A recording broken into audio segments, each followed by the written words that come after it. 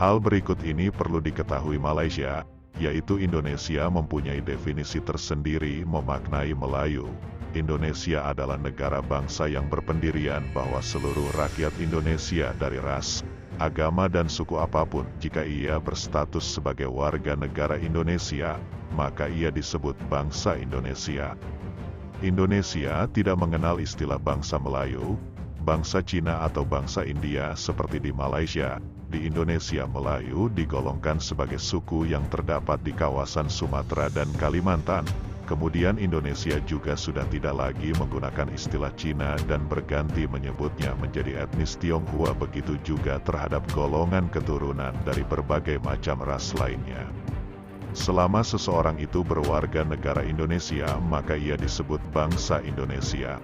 Jika di Malaysia seluruh suku tempatan Nusantara yang beragama Islam disebut Melayu, maka di Indonesia Melayu itu hanyalah salah satu suku di Indonesia. Makanya setiap provinsi mempunyai ciri khas bahasa dan adat istiadat sendiri.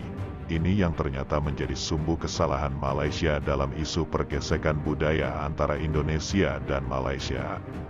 Sebagai contoh misalnya angklung dianggap Malaysia sebagai khazanah budaya Melayu karena Sunda dianggap sebagai salah satu bagian dari Melayu.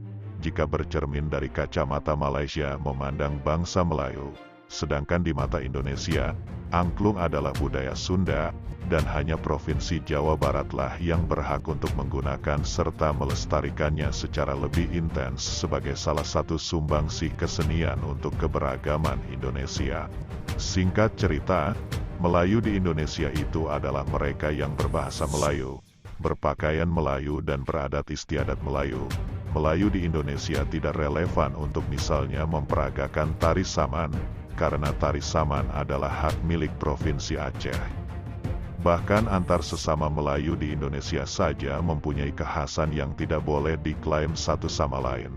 Contoh misalnya, Sumatera Selatan yang mempunyai makanan tradisional berupa empek-empek, masyarakat Melayu di Riau atau di Jambi tidak boleh serta-merta mengatakan bahwa empek-empek juga berasal dari Riau, walaupun Riau, Jambi dan Sumatera Selatan sama-sama Melayu. Semoga dengan melihat video ini orang-orang Malaysia sadar untuk tidak lagi menggunakan kekhasan-kekhasan yang terdapat di kawasan Indonesia.